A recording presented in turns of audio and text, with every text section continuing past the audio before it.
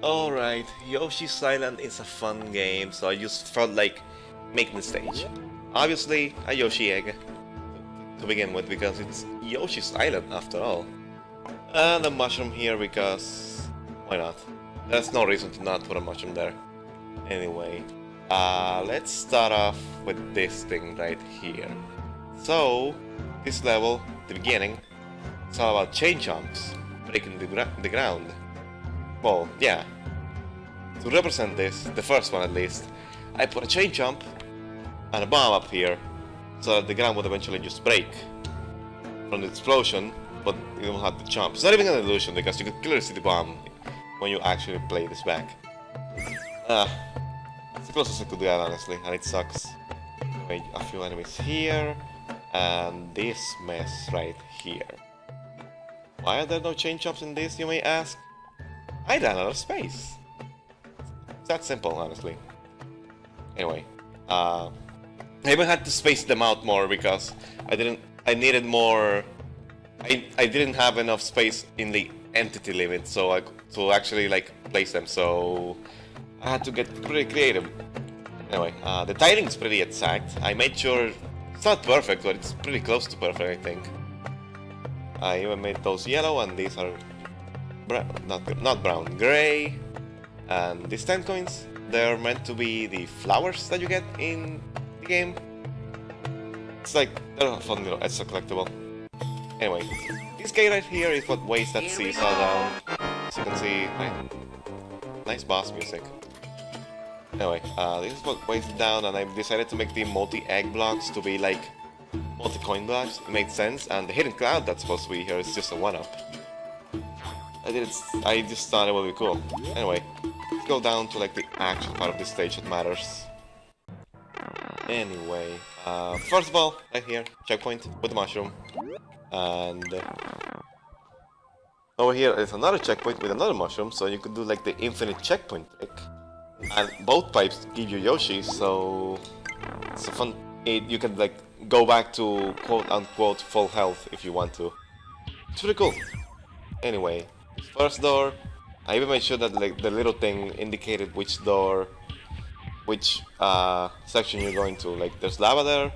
I took a screenshot. Whoops. Here we go. Lava there, so it indicates this is a lava section. The dry bone shell, which is honestly the whole reason why I wanted to make this level in the first place. Dry bone shells are fun. And I don't know, I just like them.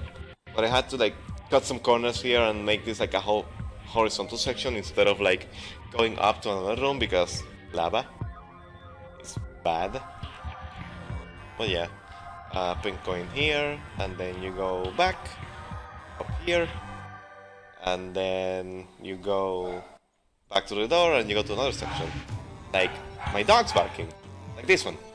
Anyway, I couldn't replicate the arrow circle things that there are in the original game, so I set up for this. And then, if you lose the ride, you can just always go back through the door and reset the entire room. Like, it's pretty simple, honestly. Anyway, I ended up doing something that was pretty, well, not hardcore, but like a lot trickier for no reason, just because it's fun. Anyway, even the blocks blocking you, there's oh, fucking dogs are loud. There's the P switch to like handle this section, and that's about it for this section, honestly. Even the flower here, there's like the piranha plant that's meant to be like the one shooting at you. This one shoots fire. Anyway, section 3, the bullet part.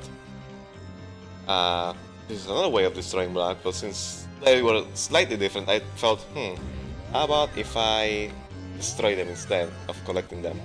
And that I did. Like, what's in this block again? Oh, more coins. Oh yeah, right, that's a multi-egg thing. Right, Monty Moles here are meant to be like the bandits, and the cannons are meant to be like the sniffets. Oh, this one's like actually a bullet blaster. There's spikes there which don't insta-kill you, but they still hurt, so watch out. And for the last part, I decided there's these guys, which are like the little enemies, which name I forget, that are like yellow and have armor, but also have spiky helmets. They're weird. Anyway, instead of flipping platforms, I decided to just do on and off blocks here with a cannon that alternates them. And then I ran out of space, so I had to make this section considerably shorter. This gap had to be bigger in order to like actually fit in there. These coins are surprisingly hard to get, and these 3 pipes are just over here in this room. Due to space limitations, I had to like you very easily could make it up there, so I just decided to give you vines. No, not vines, like invisible blocks with vines in them, so that they will respawn. And then this pipe would just take you back down to the main room, where you would go back, and once you have all the key coins, you will be able to go down in this pipe and go into the boss room and fight the boss, which is honestly kind of a mess. Like, if I could get there one of these days. Like, the original one was just a big enemy that every time you hit would split into 2 smaller ones until the very end when they would split into 4 and you had to like kill them all. Here they're just Galumbas. 8 of them, and one of them has a key. And this one's down here is like responsible for the boss music, actually. Yeah. And just an ending here.